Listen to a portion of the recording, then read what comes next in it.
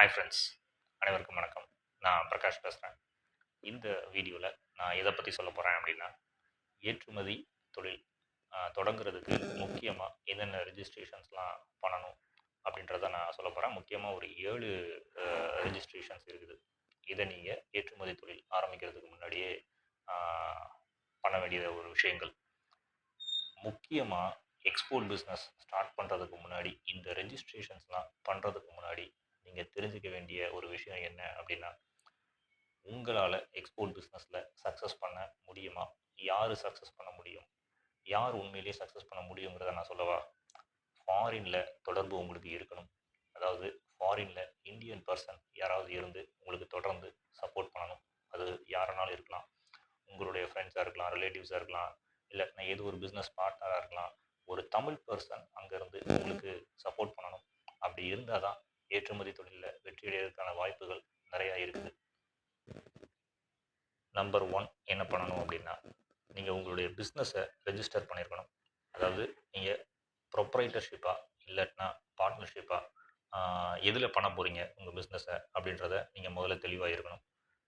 Proprietorship அப்படின்னா இண்டிவிஜுவலாக நீங்கள் மட்டும் தொடங்கக்கூடிய ஒரு ஏற்றுமதி நிறுவனம். நீங்கள் மட்டும்தான் அதில் என்ன பண்ண போகிறீங்க அப்படின்னா அத்தாரிட்டி, ஃபுல் அத்தாரிட்டி. பார்ட்னர்ஷிப் அப்படின்னா உங்களுக்கே தெரியும், கூட்டாளி உங்களுக்கு இருப்பாங்க. அவங்கள நீங்கள் சேர்த்துக்கிட்டு பார்ட்னர்ஷிப் முறையில் நீங்கள் பிஸ்னஸை ஸ்டார்ட் பண்ணுறது. அப்போது நம்பர் ஒன் ரெஜிஸ்ட்ரேஷன் இதுதான். உங்களுக்கு நீங்கள் டிசைட் பண்ணிக்கோங்க, பார்ட்னர்ஷிப்பில் பண்ண போகிறீங்களா இல்லாட்டினா ப்ரொப்ரைட்டர்ஷிப்பில் பண்ண போகிறீங்களா அப்படின்னு சொல்லிட்டு. நம்பர் டூ என்ன அப்படின்னா, பேங்க்கில் ஒரு கரண்ட் அக்கௌண்ட்டை ஓப்பன் பண்ணணும். ஃபாரெக்ஸ் நல்லா தெரிஞ்ச ஒரு பேங்க், ஃபாரெக்ஸ் நல்லா டீல் பண்ணக்கூடிய பேங்க்கில் அக்கௌண்ட் ஓப்பன் பண்ணுங்கள். ஃபாரெக்ஸ் தெரியாத, டீல் பண்ணாத பேங்க்கில் ஓப்பன் பண்ணிடாதீங்க. இது ரொம்ப முக்கியமான ஒரு விஷயம். அதுக்கு அடுத்தது நம்பர் த்ரீ, பேன் கார்டு உங்கள்கிட்ட இருக்கணும். பேன் கார்டு நீங்கள் அப்ளை பண்ணி நீங்கள் வாங்கிக்கோங்க. அண்ட் தென் நம்பர் ஃபோர் என்ன அப்படின்னா, ஜிஎஸ்டி. ஜிஎஸ்டி ரெஜிஸ்ட்ரேஷன்ஸும் நீங்கள் பண்ணியிருக்கணும். எங்கள் டீமை சேர்ந்த தேர்ட் பார்ட்டி கம்பெனி என்ன பண்ணுறாங்கன்னா, ஜிஎஸ்டி ரெஜிஸ்ட்ரேஷன்ஸ்லாம் பண்ணி தராங்க. உங்களுக்கு தேவைப்பட்டால் நீங்கள் ஜிஎஸ்டி ரெஜிஸ்ட்ரேஷன் பண்ணிக்கலாம். அதுக்கான ஃபீ என்ன அப்படின்றத நான் கீழே டிஸ்கிரிப்ஷன் பாக்ஸில் கொடுத்துருக்கேன். நீங்கள் அந்த ஃபீயை பே பண்ணிவிட்டு நீங்கள் டிஸ்கஸ் பண்ண ஆரம்பிக்கலாம். அதுக்கு அடுத்தது ஐந்தாவது IE code, import export code, DGFT, director general of foreign trade இருந்து நீங்கள் வாங்கியிருக்கணும். டிஜிஎஃப்டி வெப்சைட் மூலமாகவே ஐஇ கோடு அப்ளை பண்ண முடியும். ஐஇ கோடு ரெஜிஸ்ட்ரேஷன்ஸ் நீங்கள் உங்களுக்கு தேவைப்பட்டாலும் நாங்கள் என்ன பண்ணுறோம் அப்படின்னா பண்ணி கொடுப்போம். எங்களுக்கு தெரிஞ்ச தேர்ட் பார்ட்டி கம்பெனி நான் உங்களை இன்ட்ரடியூஸ் பண்ணுவேன். அவங்க உங்களுக்கு முடிச்சு கொடுப்பாங்க ஐஇ கோடு ரெஜிஸ்ட்ரேஷனை. அதுக்கு அடுத்தது ஆறாவது இடிஐ ஆர் ஆட் கோடு ரெஜிஸ்ட்ரேஷன். அதாவது நீங்கள் எந்த போர்ட்டு மூலமாக ஏற்றுமதி செய்ய போகிறீங்களோ அந்த போர்ட்டில் நீங்கள் இடிஐ ரெஜிஸ்ட்ரேஷன் பண்ணியிருக்கணும். Electronic data interchange. இந்த இடிஐ ரெஜிஸ்ட்ரேஷன் பண்ணுறதுக்கு நீங்கள் ஆடு கோடு ரெஜிஸ்ட்ரேஷன் இதுவும் பண்ணியிருக்கணும். ஆடு கோடு ரெஜிஸ்ட்ரேஷன் அப்படின்றது எங்கே பண்ணணும் அப்படின்னா, பேங்க்கில் பண்ண வேண்டிய ஒரு ஒர்க்கு. இது எதுக்காக இந்த ரெஜிஸ்ட்ரேஷன், ஆட் கோட் ரெஜிஸ்ட்ரேஷன் பண்ணணும் அப்படின்னா, நீங்கள் உங்களுடைய பேங்க் அக்கௌண்ட்டை நீங்கள் இந்தியன் கஸ்டம்ஸோட நீங்கள் லிங்க் பண்ணுறீங்க. அதாவது உங்களுடைய பேங்க் அக்கௌண்ட்டை இந்தியன் கஸ்டம்ஸோட ஐஸ்கேட் போர்ட்டலோட நீங்கள் லிங்க் பண்ணுறீங்க. இதை லிங்க் பண்ணுறதுக்கு நீங்கள் உங்கள் பேங்க்கில் போய் நீங்கள் ஆட் கோட் ரெஜிஸ்ட்ரேஷன் பண்ணணும். இதை பண்ணுறதுக்கு என்னென்ன டாக்குமெண்ட்ஸ்லாம் வேணும் அப்படின்றத உங்களுடைய C&F ஏஜென்ட் உங்களுக்கு சொல்லுவார்.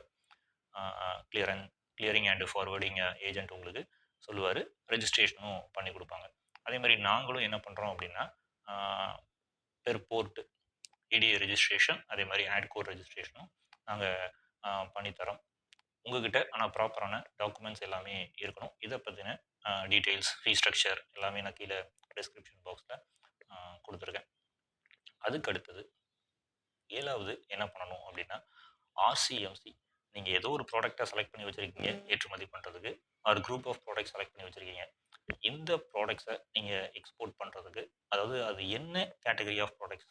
ஃபார் எக்ஸாம்பிள், ஸ்பைசஸ் நீங்கள் ஏற்றுமதி செய்ய போகிறீங்க அப்படின்னா, ஸ்பைஸ் எக்ஸ்போர்ட் ப்ரொமோஷன் கவுன்சில் இருக்குது. அந்த ஸ்பைஸ் போர்டில் நீங்கள் என்னவாக இருக்கணும் அப்படின்னா ஒரு மெம்பராக இருக்கணும்.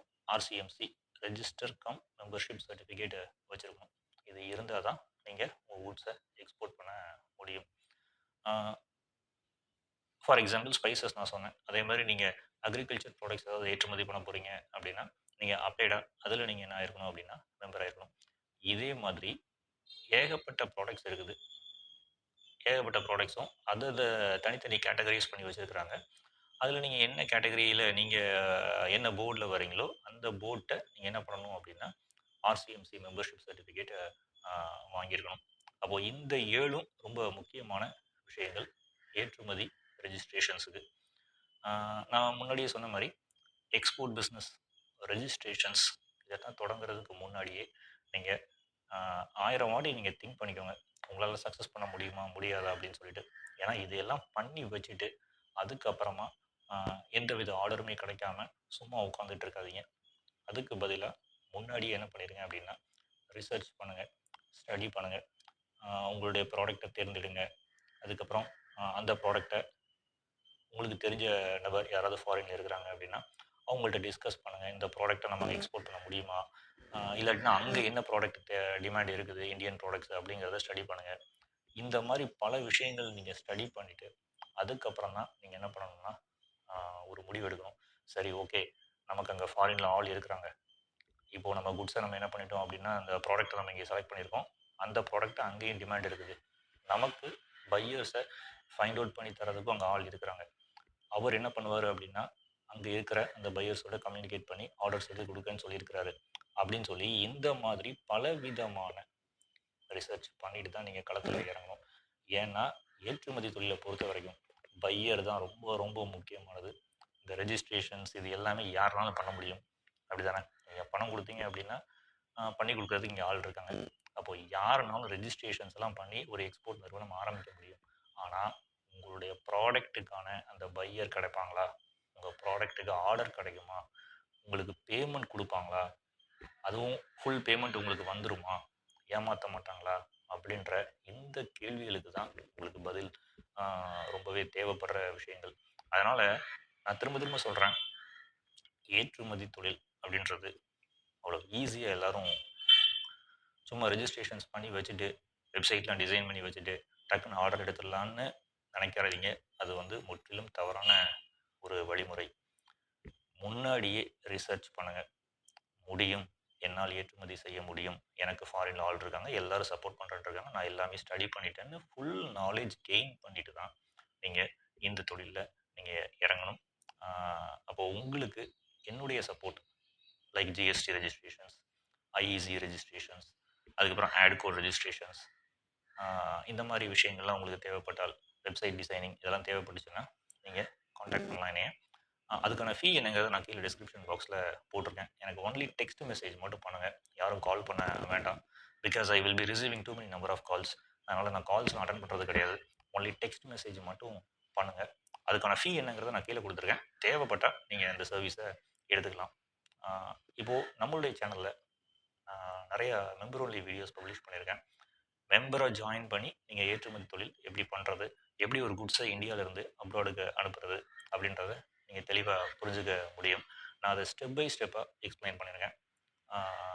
இப்போ நான் அதை பற்றி சொல்கிறேன், லிசன் பண்ணுங்கள்.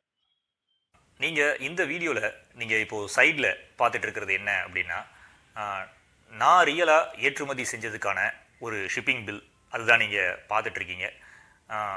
ஃபர்ஸ்ட் ஆஃப் ஆல், ஏற்றுமதி தொழில் சொல்லி கொடுக்கறதுக்கு என்ன ஒரு ரியலான ஒரு தகுதி வேணும் அப்படின்னா, நம்ம முதல்ல ஒரு ஷிப்மெண்ட் பண்ணியிருக்கணும். பண்ணால் மட்டும்தான் நம்ம அடுத்தவங்களுக்கு அதை எக்ஸ்பிளைன் பண்ணி புரிய வைக்க முடியும். அதுக்காக தான் நான் ரியலாக ஏற்றுமதி பண்ண அந்த ஒரு ஷிப்பிங் பில்லை நான் உங்களுக்கு இதில் இந்த ஸ்க்ரீனில் நீங்கள் பார்த்துட்ருக்கீங்க. அதை நான் என்ன பண்ணியிருக்கிறேன் அப்படின்னா, நம்ம சேனல் மூலமாக நீங்கள் ஏற்றுமதி தொழில் கற்றுக்கிறதுக்காக நிறைய மெம்பர் ஒன்லி வீடியோஸை பப்ளிஷ் பண்ணியிருக்கேன். அந்த மெம்பர் ஒன்லி வீடியோஸை நீங்கள் பார்க்கணும் அப்படின்னா நம்ம சேனலில் ஒரு மெம்பராக நீங்கள் ஜாயின் பண்ணணும். கீழே அந்த ஜாயின் பட்டன் இருக்குது. அந்த ஜாயின் பட்டனை நீங்கள் கிளிக் பண்ணிவிட்டு நீங்கள் பேமெண்ட் பண்ணதுக்கப்புறமா நீங்கள் ஜாயின் பண்ணிக்கலாம். அந்த வீடியோஸ் மூலமாக நீங்கள் ஏற்றுமதி தொழில் எப்படி செய்யணும் அப்படின்னு நீங்கள் சுலபமாக கற்றுக்க முடியும்.